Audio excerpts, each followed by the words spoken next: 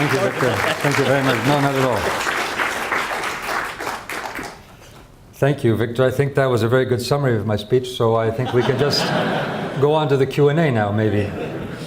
It's an honor to be with you today, Victor, dear Mr. Feng, and with Professor Chen of the Asian Global Forum. Such an important forum, not only for Asia, but for thinking around global issues. And of course, I, as you have mentioned, Victor, have faced many storms in my life. Hi, Alex, how are you doing? Good classmate of mine, I see him here. As in the financial crisis or the Greek-Turkish crisis we had, I'll be facing, for the first time in my life, a new one, thanks to Hong Kong, a typhoon in the next few days. But I think the storm we really want to talk about is this new storm called Trumpism, as you mentioned, and what it really is. And I'm not a fan of Trump, but I do think Trump maybe is helping us focus our minds on what are some of the deeper problems of our global system or our societies or our globalized world. So maybe this crisis might be an opportunity to think through how we make our world a much better one. And I'd like to focus on why we see this anger. And of course, when I was Prime Minister in Greece, I felt that anger from the people. I came in as a change agent, but had to take very, very difficult measures because we were almost going bankrupt. And of course, there was much anger amongst the Greek people. What is really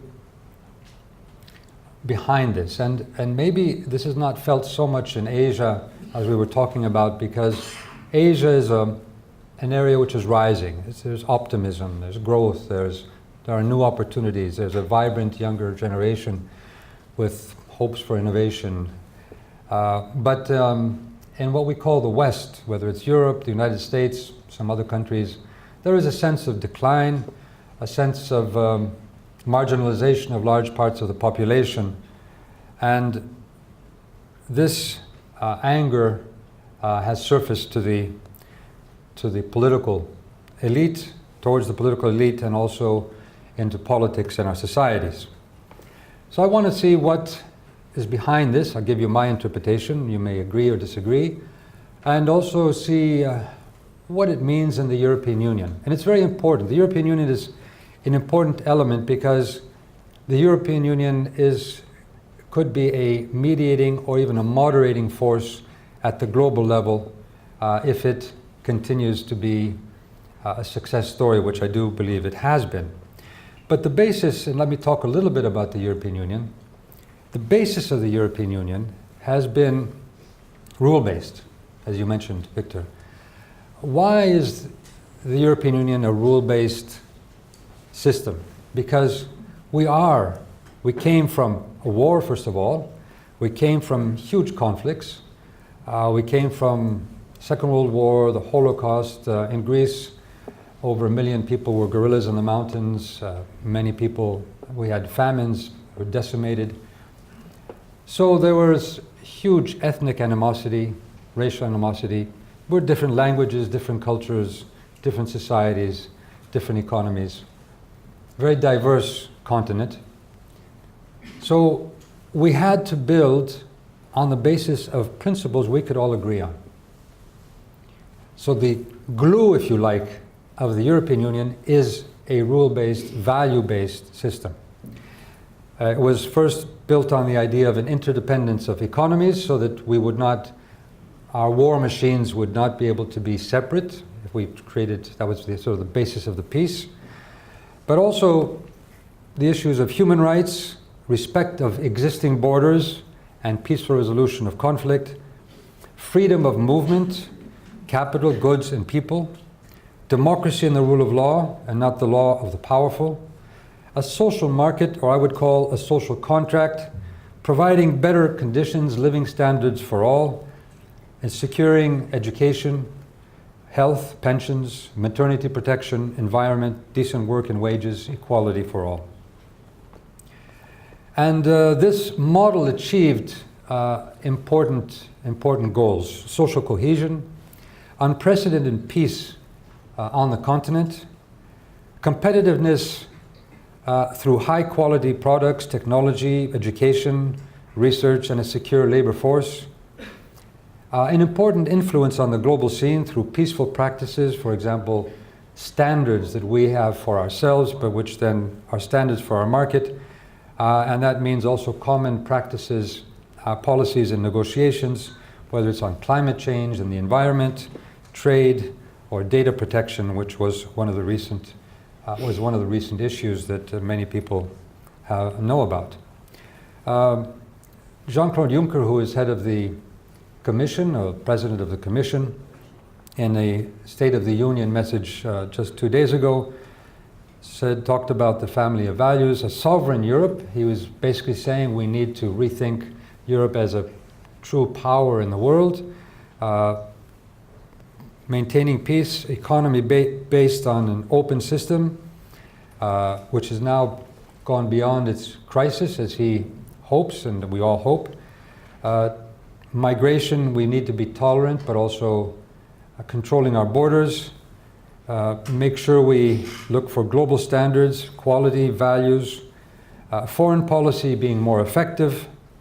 Working with Africa so that it becomes more independent and not dependent on aid. The Paris Agreement and the environment, open and fair trade. And against unhealthy nationalism, we fight for enlightened patriotism, that is a much more understanding of each other, but a common approach to the global problems. So there is a fight, if you like, in Europe against this extremism which has been developing in many of our countries. However, why do we see this extremism coming up? Well, this, I would say, reaction, if you like, from the people and maybe some extreme leaders that are taking advantage of this. It's not only the decline of the West, I would say it is a decline of the model that we had. It is systematic push for the more neoliberal policies, a globalization of capitalism and capital, which has meant that this social contract that which we had, which was a contract between the employers and employees and the government for a good life, standards, education, health, pensions, and so on, has been undermined. Now, why has it been undermined in this globalized society? Well, first of all, capital can move anywhere it wants. It can go to countries with different standards and different costs, and therefore avoiding many of its responsibilities that it had at the national level. It can move money into tax havens. I experienced this in Greece, but it's not simply a Greek problem. I was there, I had to tax people, I had to cut wages, very painful. But then, of course, on the same time, the banks that were asking for me to pay back the debts, they were helping people get their money out and put into their banks and outside, offshore, or other places, tax havens around the world. Tax competition. So what happened is the third party, or the one party of this trilateral agreement, if you like, between employers, employees, and governments, didn't really have to follow its responsibilities. It could avoid them. That is what capital. And of course, that's understandable because capitalists have to compete with each other. So if they come to us and they say, well, you know, if you are going to put higher taxes, if we're going to pay more for health here, we won't be able to compete with some other country. And therefore, it would be unrealistic. But this has, of course, undermined the social model. What it also has created is huge inequality. And I won't, as a social democrat, you may not say, oh yeah, this is your ideological point of view. But if you ask Davos, the people that go to Davos, they vote every year, what is the number one problem of the world? They have voted successively over the past years that inequality is a number one political issue in the world. And I need not bring to your attention the disparities that organizations such as Oxfam have come out with of how many feud families control over 50% of the wealth of the lower 50% of the world. But it's not just in the sector of wealth. in health, in food, in education, wages, pensions, vacations, entertainment, culture, longevity, you will see widening gaps in our society. We're also seeing with this a concentration of wealth. Now, what does that mean? That also means a concentration of power. And what I have seen in my country, but I've seen it around the world also, with this concentration of power, we also get the capture of our governments and the capture of our democracies. It could be legal corruption, which we euphemistically call lobbies, or it could be actual corruption. And there is huge corruption. My experience, for example, in the medical sector, we had multinationals giving kickbacks to doctors in Greece. They were overprescribing. I ended up having to put in a system of electronic prescriptions with a lot of pushback from the doctors. They were saying, we don't know how to use computers. I said, we will stop the contracts of every doctor who doesn't know how to use a computer. In 2 weeks, 95% of the doctors learned to use the computers. But we cut the cost by 50%. That's 3 billion euros. That's as much as we make in our country in property taxes.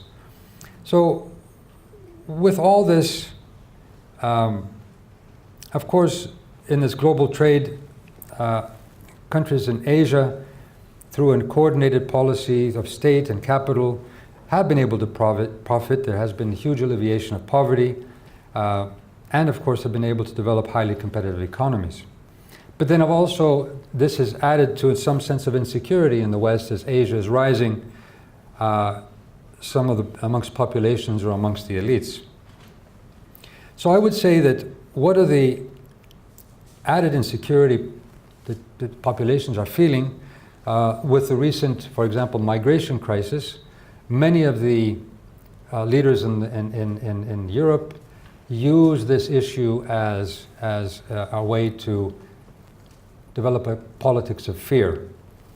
And yes, of course, there is a sense of loss of community for some. They feel that a community as populations have been marginalized because of the economic situation, unemployed or elderly or sort of people who are outside of this globalizing world of new technologies and cosmopolitanism. They feel that there's something that they are losing, and then all of a sudden you have new populations coming in, and it's very easy to say, well, you will even lose your identity, you will lose this sense of community which has given you a sense of power, where you can actually have a common understanding, where you can air your grievances.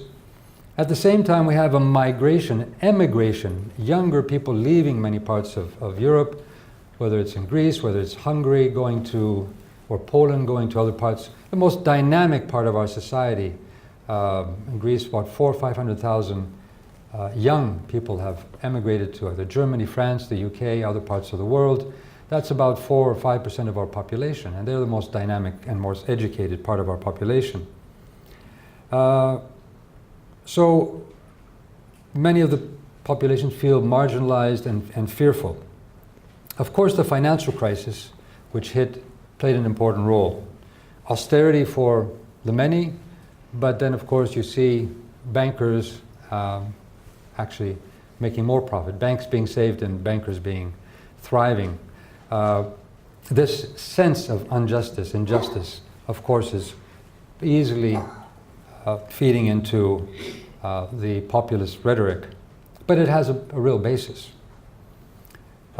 Europe also did something different, which I think was more detrimental. During the financial crisis, both China, or Asian countries, but China in particular, and the US, decided that they need to stimulate the economy through programs such as TARP.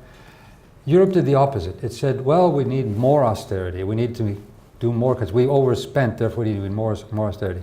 So this actually hurt the population even more, and growth and recession was even deeper. In Greece, we lost 25% of our GDP in these last years. It's huge, huge hit to Greece. But this, of course, also came with a lot of rhetoric. For example, on migration, recently we had an election in a country called Slovenia, small country. The anti-migration party won, but there were only 48 refugees that went to Slovenia. So, a lot of hype around this, a lot of fear around this.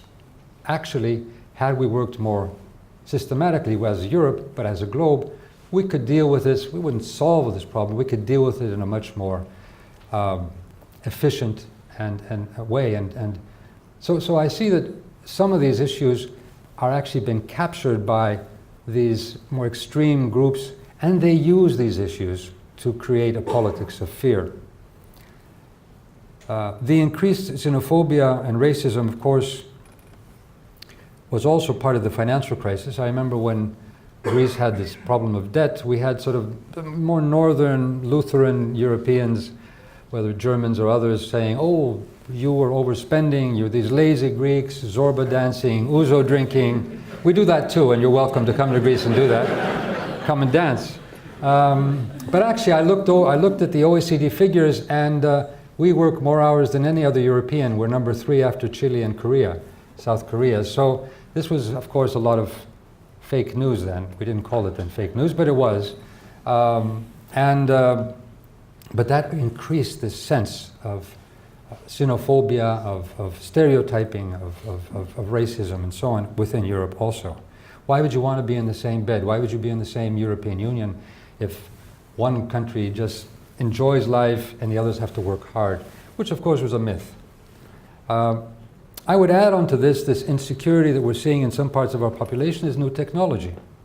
New technology brings in amazing possibilities, but it also is affecting many in a negative way, taking away existing jobs, particularly for many of the middle-aged or older generation, making them redundant, but also for a younger generation, jobs become much more flexible, but also much more insecure.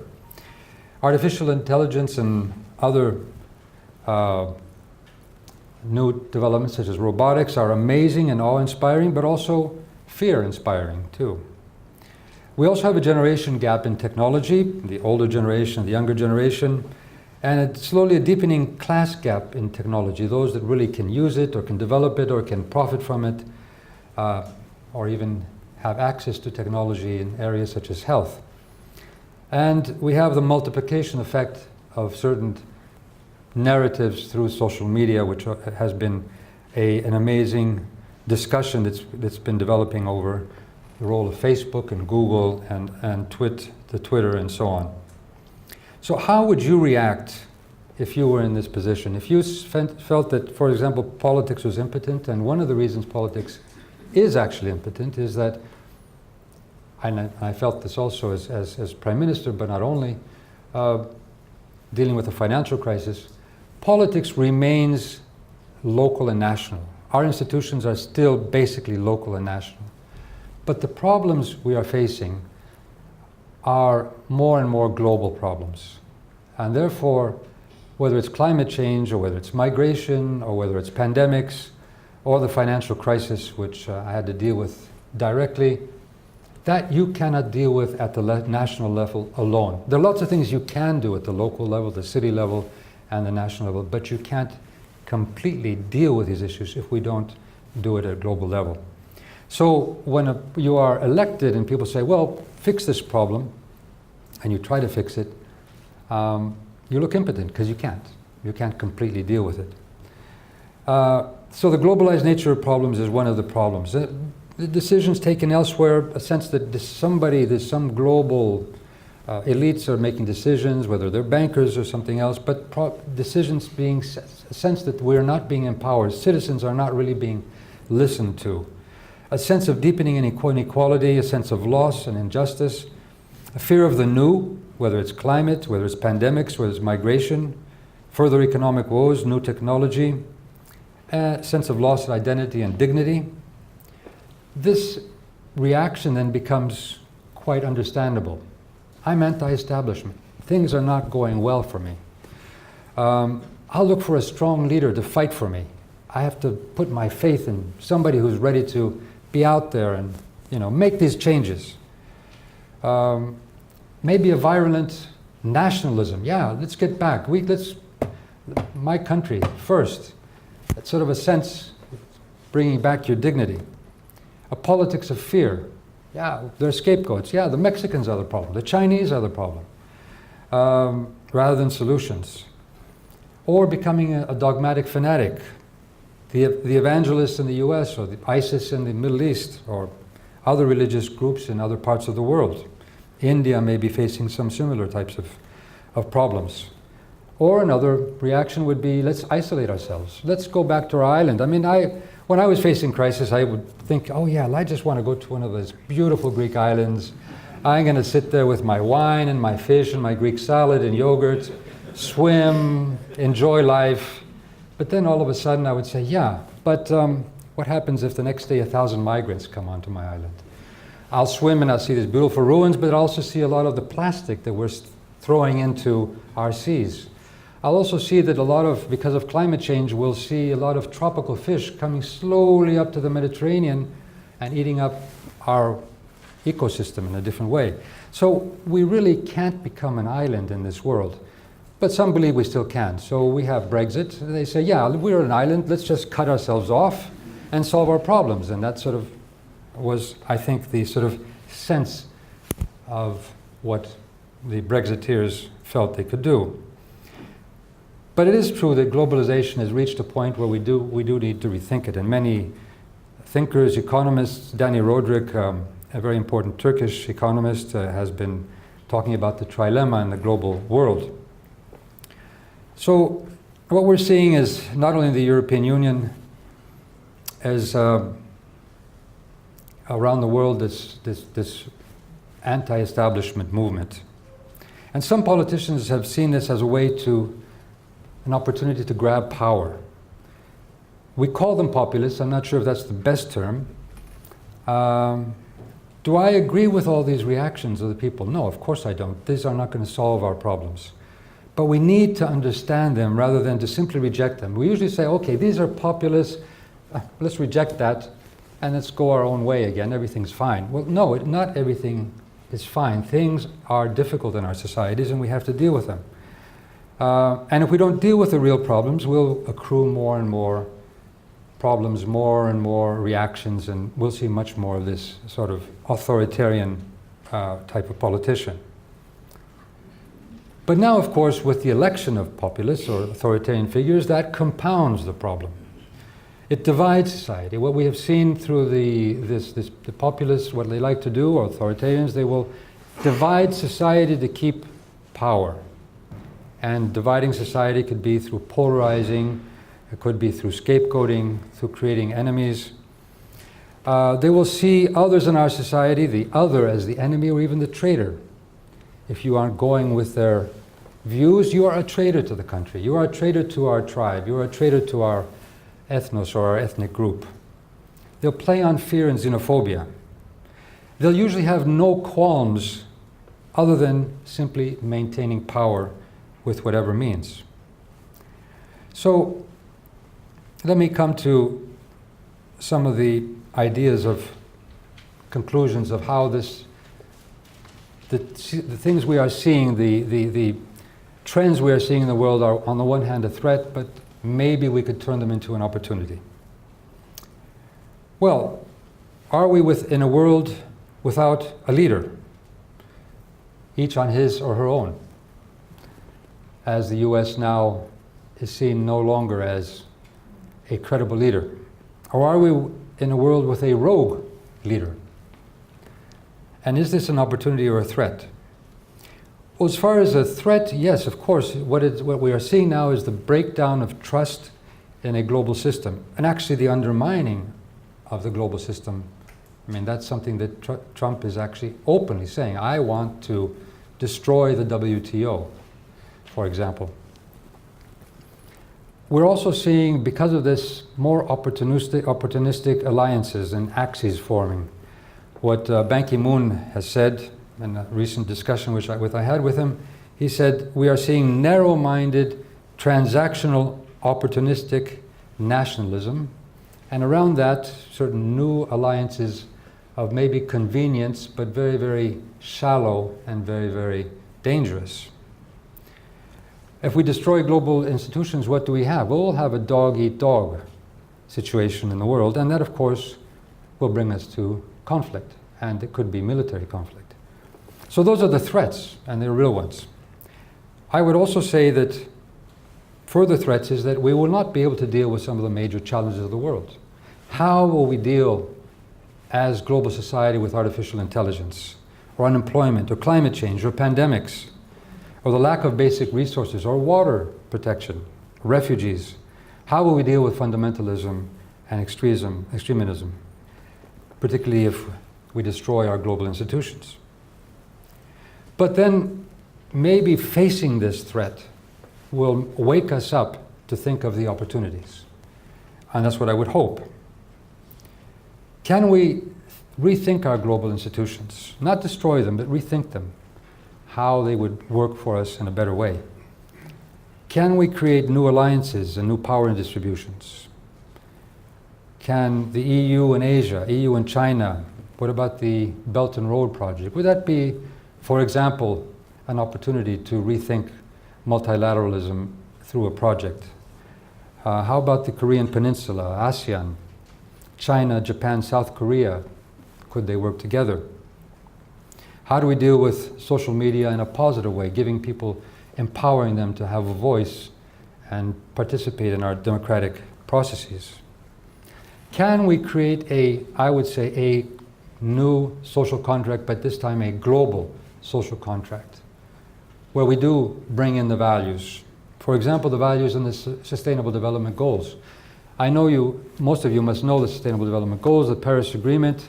They are a number of goals which truly are a basis for a global contract, whether it's from new energy sources, protecting the environment, institution building, gender equality, food security, water resources.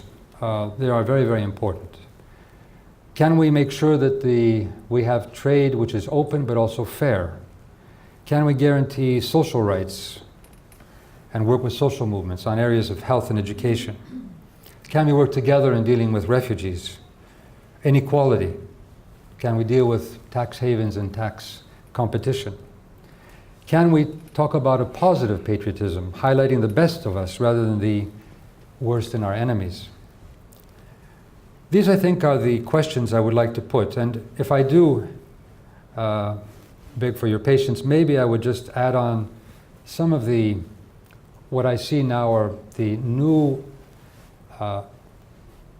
developments in EU, Asia, EU-US relationships, because I think this is what is, of course, of great importance in this region, but also for the world. So the European Union, of course, deep down still believes in the strategic partnership with the United States. It still believes in the fundamental necessity of a partnership and the common values that have been part of this relationship over many, many decades, and common interests. Now, of course, with Trump, this has started to change. There have been fissures. There have been a new thinking that's developing. Let's see where EU and the US differ. One issue is on Iran. It's a big difference. There is a treaty which was signed by the US and, of course, a number of countries, amongst them the European Union, China also, which now has been abrogated by the US. On North Korea, there is positive development, but the Iranian issue is a precedent for how effective there can be an agreement with North Korea. Because if you can abrogate an agreement with Iran, then why should a leader in North Korea trust you if you sign an agreement with him? And I think that is one of the big issues, the undermining of trust in the global system. However, the European Union has welcomed the dialogue between the United States and North Korea. The Middle East, the EU is very negative reaction to the decision by Donald Trump to move the capital of the embassy to Jerusalem. because this, they feel, undermines the peace process in the Middle East. The WTO, of course, the EU, the European Union, the United States continually undermining the WTO. One of the smaller issues, but it's an important issue, not appointing judges to the WTO, who will then, of course, which undermines the rule of law and the basis on which the court cases would be, and different grievances between countries would be dealt with. But of course, the tariffs, very negative reaction by the European Union towards the trade war, whether it's with China or whether it's with the European Union, of course. And the EU has said it is ready for countermeasures towards the United States. It says it will not negotiate under pressure, and it will not even accept, even if it's permanent exemption from the tariffs, because we're not talking about permanent exemption. What we're talking about is a new, a stronger, reformed multilateral WTO system. The EU wants an open market, but also fair trade. It wants to deal with tax competition, and even has problems on trade on issues like the ivory imports. There were bans on ivory imports to the US. Now they've been lifted. I know this is an issue here in some parts of Asia. So these are some of the issues in trade that the EU has as problems now with the Trump administration. Another, of course, deeper issue is generally the respect of international agreements. The EU, it is based, a rule-based continent. The European Union is a rule-based organization. So any type of undermining of international agreements goes against the grain of the European Union. Data protection, privacy, net neutrality, this new ruling in the United States that they will undermine net neutrality. These, of course, are issues which have a pushback and disagreements from the European Union. On the other hand, you have the European Union, or the European Union Parliament, being very openly friendly to the movements inside the United States, such as the student movements for gun control, or the different states that have been, like California, that have been taking initiatives on the climate change agreement, despite the Trump's administration's view that climate change does not exist. And of course, they've been very unhappy about US diplomats supporting populist leaders publicly inside the European Union, and even have been very unhappy about the appointment of the new CIA director, Gina Haspel, because of her human rights record. So these are the areas where we already see some fissures between the European Union and the United States. Now, if we go to European Union, China, recent statements will say we have what we call the comprehensive strategic partnership with China.